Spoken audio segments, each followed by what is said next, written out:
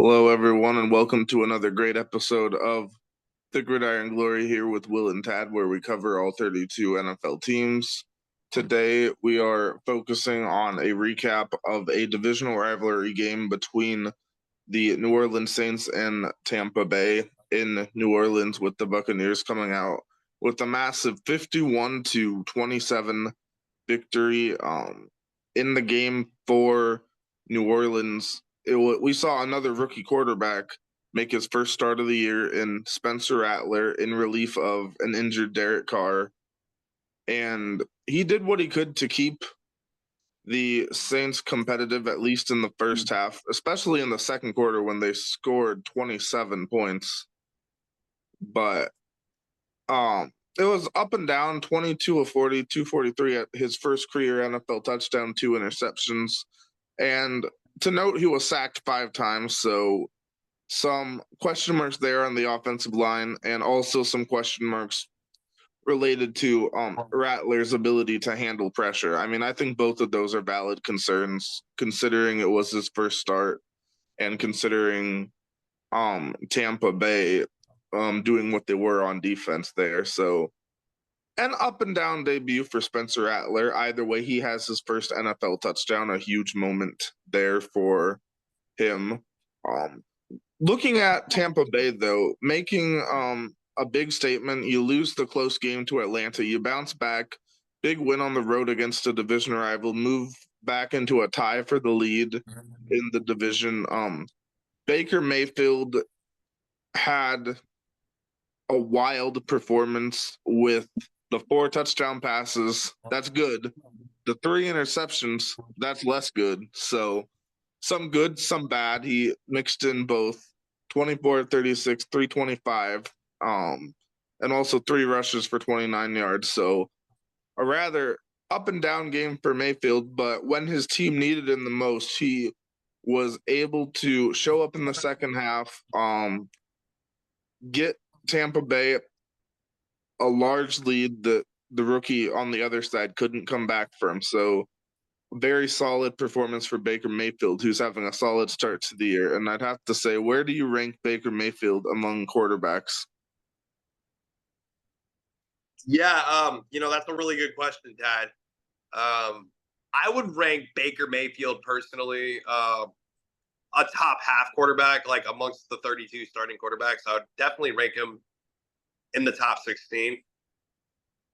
And I would probably then rank him maybe not top 10, maybe somewhere from 10 to 16th. And really, probably even then, I would probably solidly put him at like 13th or 14th. A veteran, if nothing else, at this point. Right? Yeah. Quite literally, we've said that phrase multiple times, but quite literally, Big, he's a veteran, if nothing else. I mean, like you said, the 4 touchdowns, three interceptions, but listen, while you mentioned Baker Mayfield needed this and everything, and yes, and you mentioned some very beautiful stat lines and everything, but listen, more than anything, the city of Tampa needed this. Okay, Yeah. and Tampa Bay fans, if you're watching this video, if you're out there in Florida or in that area, we are hoping and praying for your guys' safety. I myself have made a couple of donations to the Red Cross, and we pray for you guys and all that. But yeah, the city of Tampa really did need this ad, and especially going on the road, and you probably have a lot of distraught fans back home with the recent event of Hurricane Milton. So, yeah, they needed this, and against the divisional rival nonetheless. So you go out there and get a very pivotal win in this, what's going to be a very tightly contested NFC South battle going down the stretch between the 3 teams that are legit. We all know the one that's not. But yeah, Spencer Rattler, I mean, this is going to be a really good game for him because he'll be able to build off of this. And I honestly feel like Spencer Rattler on Thursday Night Football against the Broncos next week is going to go out and have probably a breakout game. And yes, I mean, I do genuinely mean that. That's going to be a hyped up game. The Sean Payton Bowl. Spencer Rattler is going to have a good game, I feel like. But the Broncos defense, especially Pat Surtain being out. I mean, the Broncos defense. If the defensive line can hold up, that'll be one thing. But Spencer Rattler, I think he kind of needed a game like this. A humbling experience for him in the NFL, and then, yeah. So also, not big shout out to guys like Levante David, Jordan Whitehead, even William Golston, but yeah.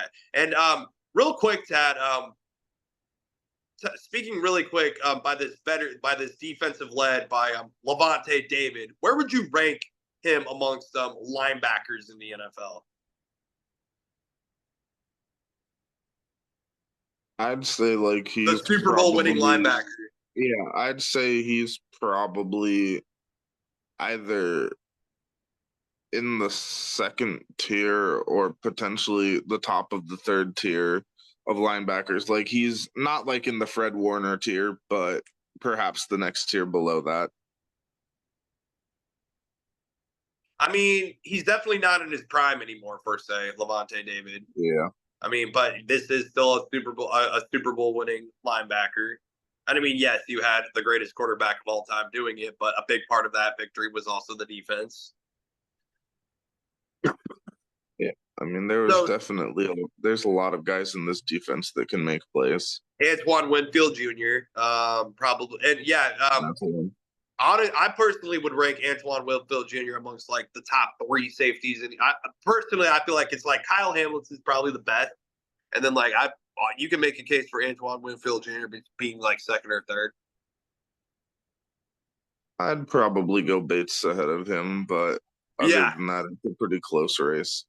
yeah. Between those, well, really, Kyle Hamilton's the clear best safety in the NFL, and then like the next two would definitely be Winfield Jr. and Bates for sure, in my opinion. You guys want to argue or contest me on that? Be sure to like, subscribe, and follow in the comments. Unless you had any final takes on that, Tad.